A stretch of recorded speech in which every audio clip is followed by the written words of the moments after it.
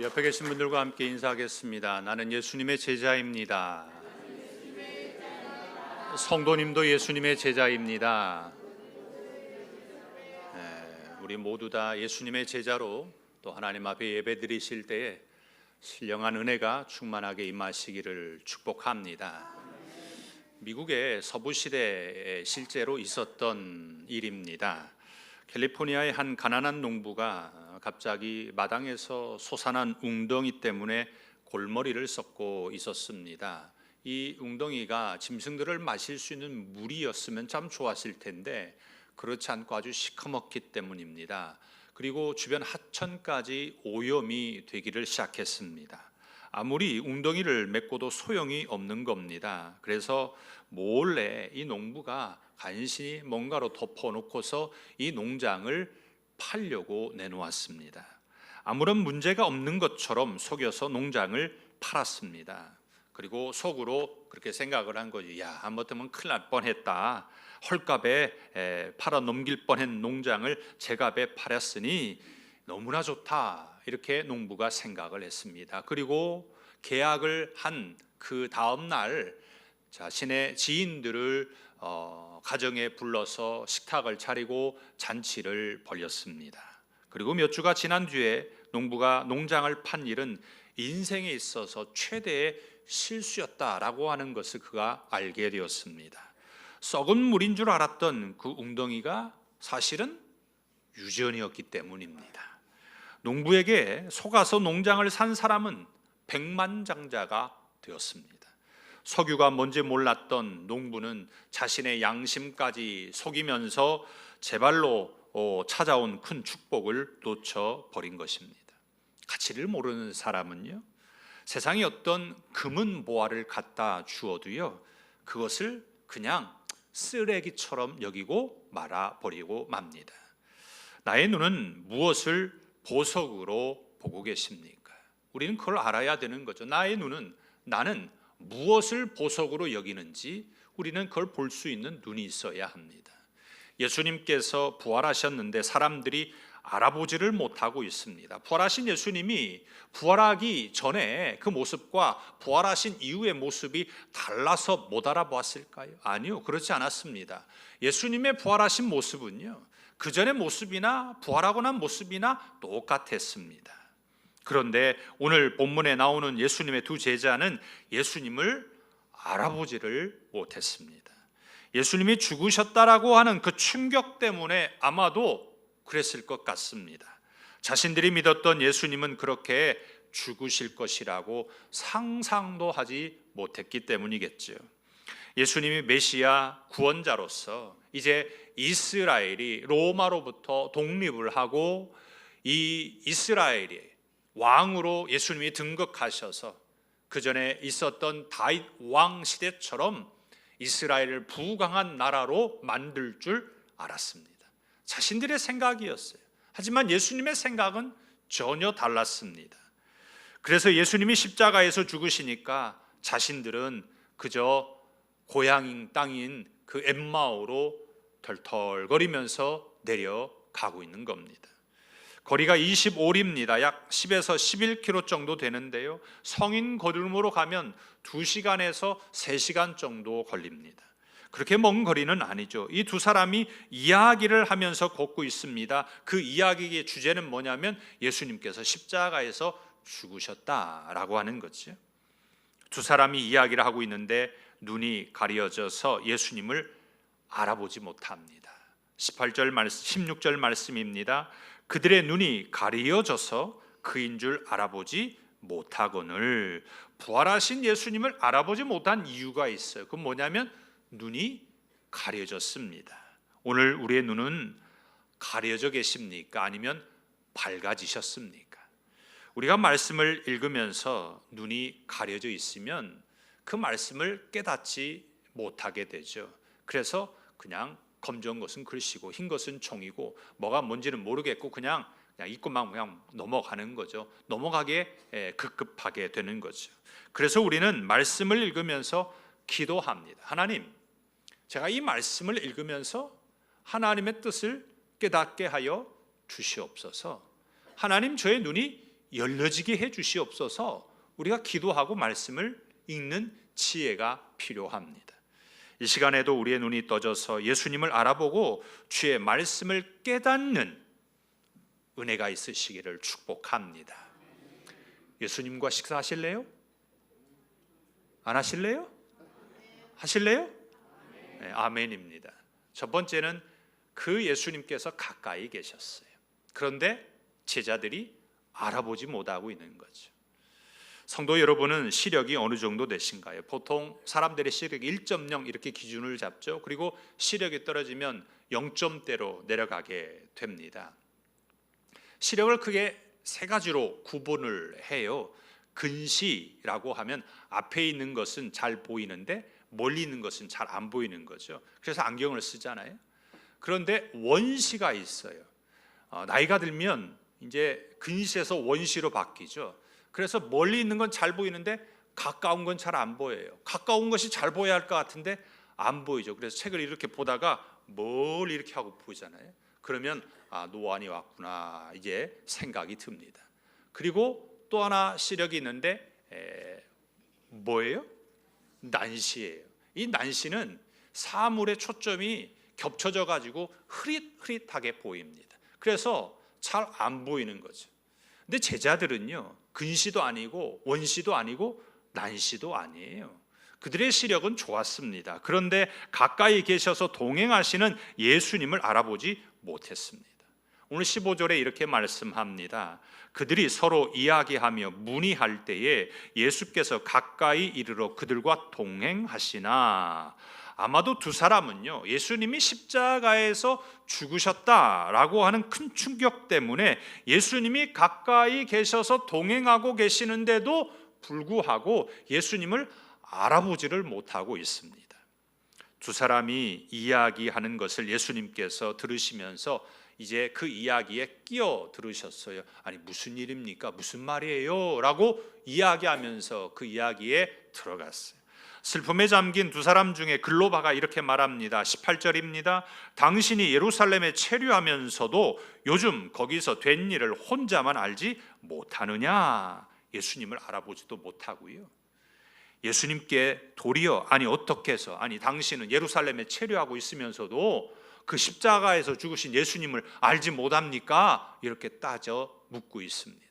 사실 당시에 그냥 일반적인 사형이 아니라 십자가 사형이라고 하는 건 아주 큰 일 중에 큰 일이었습니다. 모를 수 없는 거죠. 누구나 아는 사실인데 예수님이 무슨 일이냐라고 물으니까 이 글로바가 예수님께 아니요, 당신은 예루살렘에 있으면서 그것도 모르냐고 따져 묻는 겁니다. 여기서 우리는 거꾸로 보게 됩니다. 누가 모르고 있어요? 예수님이 모르고 있어요? 두 사람이 모르고 있어요?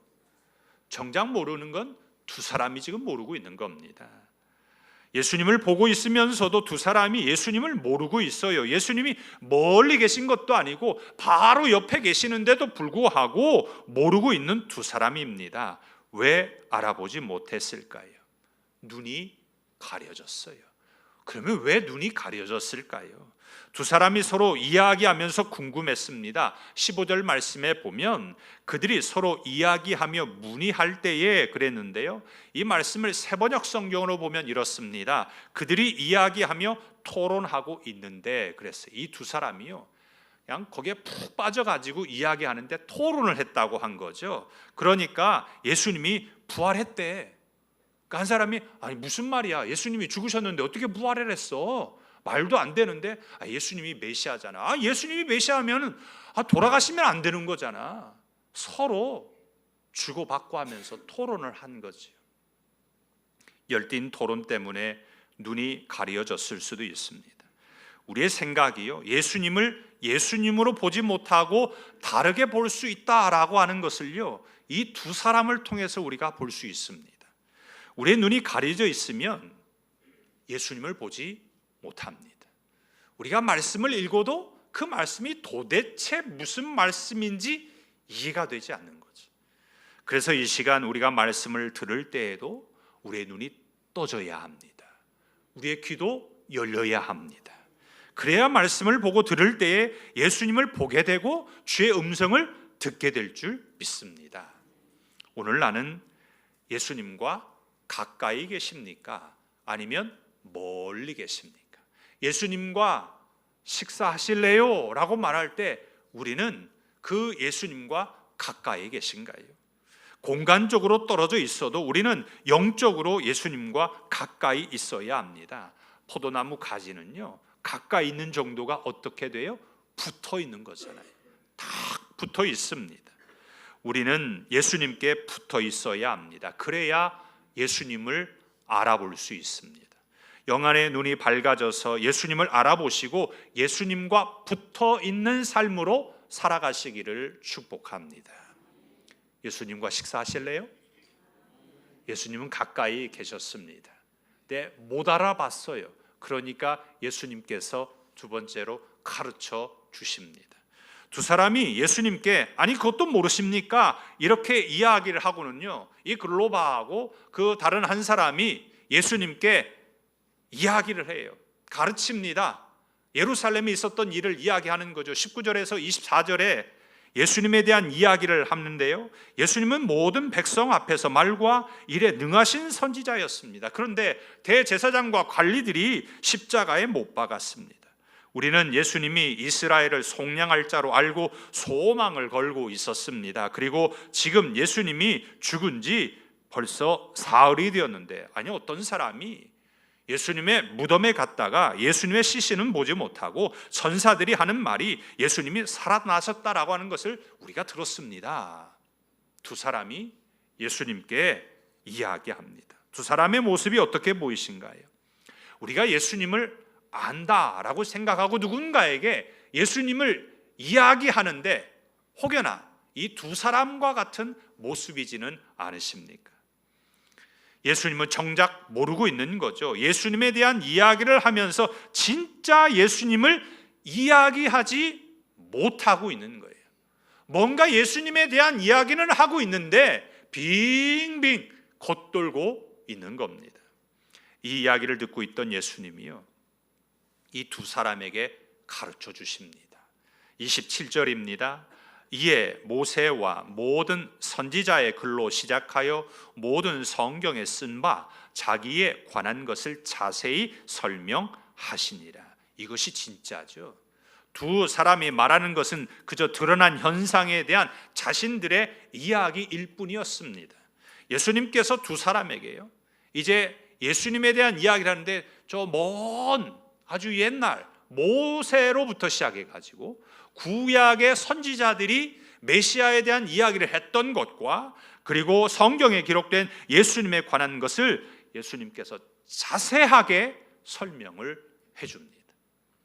여기서 우리는 한 가지 드는 생각이 있어요. 그러면 예수님께서 공생의 3년 동안 가르쳐 주지 않으셨을까? 이런 생각이 듭니다. 예수님은 공생의 3년 동안 하나님 나라에 대한 이야기를 하시면서요, 예수님이 누구신지에 대해서 이미 말씀해 주셨습니다. 그런데 눈이 가려져 있으니까, 마음이 닫혀 있으니까 보기는 보아도 듣기는 들어도 깨닫지 못했어요. 말씀의 가르침에 대한 마음이 더뎌 있었습니다.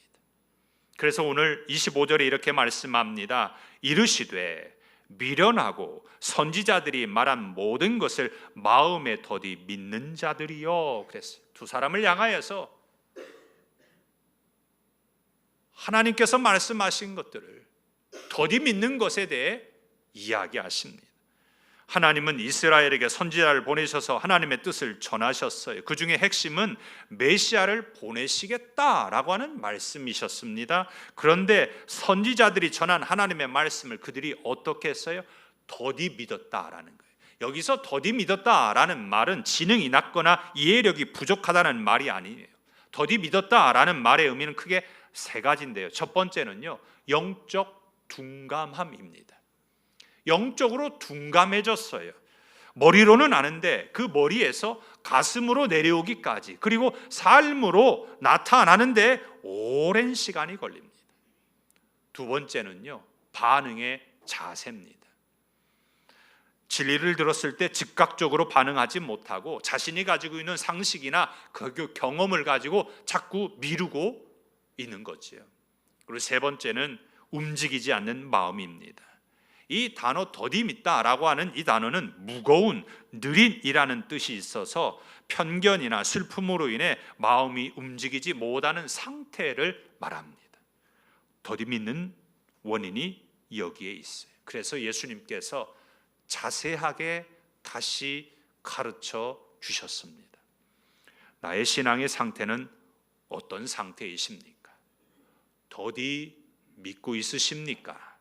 즉각적으로 반응하고 민첩하십니까? 왜 우리는 영적으로 둔감하고 반응의 자세가 느리고 마음이 움직이지 않을까요?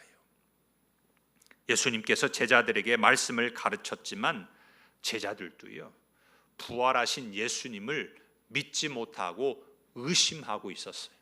예수님이 부활하셨다라고 하는 말을 들었음에도 불구하고 말도 안 된다라는 거죠. 그리고 가서 눈으로 확인해 봐야겠다고 하면서 예수님의 무덤에 뛰어갔습니다. 그러면 가르치는 사람이 문제일까요? 가르침을 받는 사람의 그 자세, 그 태도가 문제일까요? 입에 넣어주어도 먹지 못한다라는 말이 있습니다. 예수님께서 제자들의 입에 넣어주어도 그들의 마음의 문이 닫혀 있어가지고 받아들이지를 않는 거예요. 예수님이 자꾸 마음의 문을 두드리는데도 불구하고 마음의 문이 닫아져 버리니까 모르는 거예요. 예수님을 알아보지 못하는 겁니다. 그러면 어떻게 해야 예수님을 알아볼 수 있을까요?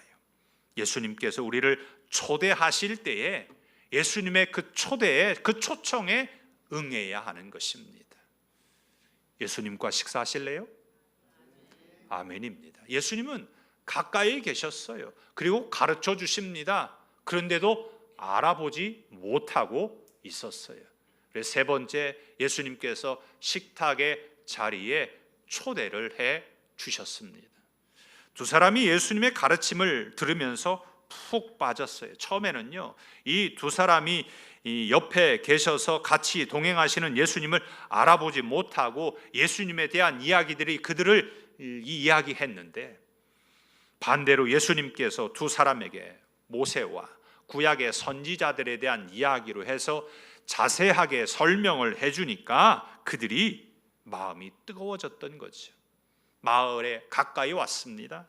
그런데 예수님은 더 가려고 하시니까 강권에서 붙잡아요. 아유, 날도 늦었는데 우리 같이 이 밤 같이 지내면 좋겠습니다 라고 예수님을 붙잡습니다. 그리고 저녁에 식탁을 함께 합니다. 두 사람이 예수님을 식탁의 자리에 초청을 했습니다. 하지만 그 식탁의 자리는 어때요? 반대로 예수님께서 그들을 식탁의 자리로 초청하신 겁니다. 30절입니다.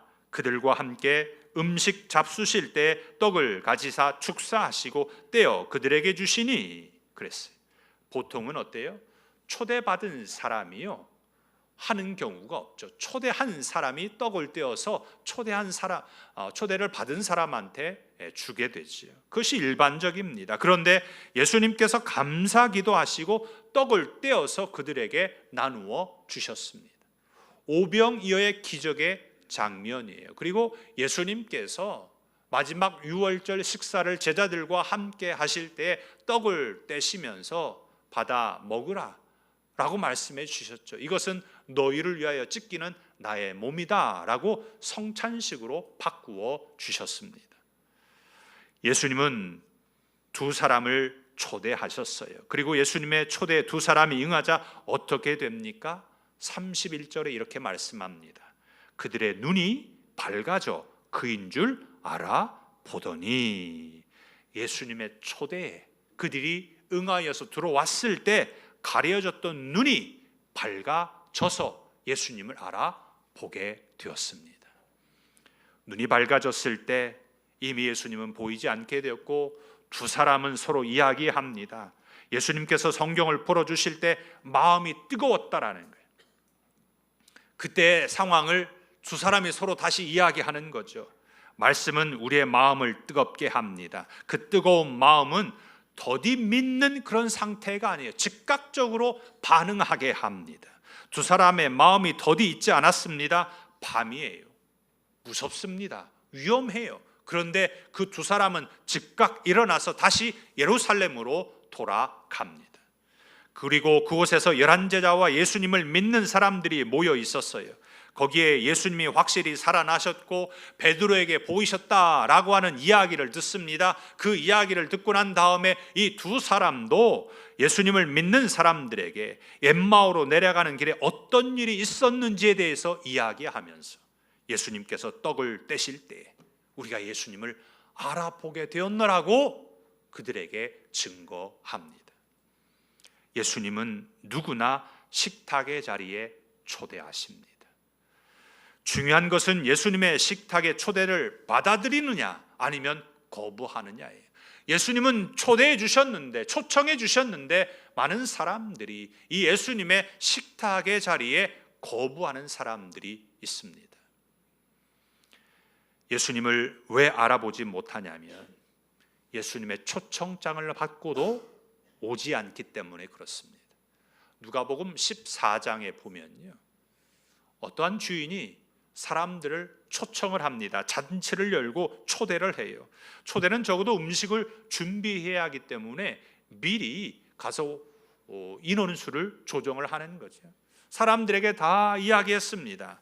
그리고 당일이 되어서 종을 시켜서 잔치 시간이 되었으니 오십시오라고 보냈더니 한결같이 다 못 오겠다라는 거예요. 이유는 있습니다. 내가 밭을 샀는데 내가 밭에 좀 나가봐야겠습니다. 내가 소를 샀는데 이 소가 건강한지 괜찮은 소인지 내가 한번 확인해 봐야겠습니다. 내가 결혼해서 못 가겠습니다. 다 이유는 있습니다. 그리고 오지 않았습니다. 그러자 주인은 종에게 길과 산 울타리로 가서 사람들을 강권하여서 데리고 오라고 합니다. 우리는 예수님의 종으로 보석보다 귀하신 예수님을 알아보지 못하고 있는 사람들을 강권해서 이 하나님의 식탁의 자리로 데리고 와야 하지 않겠습니까? 이 시간 예수님의 초청장을 받고 함께 천국의 식탁의 자리에 오신 모든 분들이 예수님을 알아보시고 부활의 기쁨이 가득하시기를 예수님의 이름으로 축복합니다. 말씀을 맺고자 합니다. 우리는 이 세상에서 무엇이 귀한 것인지 알아봐야 합니다. 가치가 있는 것을 알아보는 사람은요, 그 가치에 맞게 잘 사용을 합니다. 그런데 그 가치를 알아보지 못하는 사람은 그것을 쓸데없는 것으로 생각하고 그냥 쓰레기로 여기고 버려버리고 맙니다. 우리는 예수님이 십자가에서 죽으셨다라는 것을 어떻게 생각하신가요? 사람들은요, 쓸데없는 일 했다 이렇게 생각합니다. 하지만 우리의 눈에는 예수님이 인류를 구원하시고 나를 사랑하신다라고 하는 것을 알아봐야 하지 않겠습니까? 예수님을 알아보는 사람은 예수님이 현실적으로 멀리 있어도 알아봅니다. 왜냐하면 예수님은 나와 늘 함께 하신다고 하셨기 때문입니다. 예수님의 가르침에 더디 믿지 않고 마음의 문을 열고 예수님의 초청을 우리가 받아들이셔서 예수님이 준비하신 하늘의 식탁에 참여하시기를 축복합니다. 예수님과 식사하실래요? 나만 식탁의 자리에 참여할 것이 아니라 아직 예수님을 모르고 있는 그 누군가에게 예수님의 초청장을 꼭 전달하셔서 함께 천국의 식탁의 자리에 참여하시기를 예수님의 이름으로 축복합니다. 기도하겠습니다.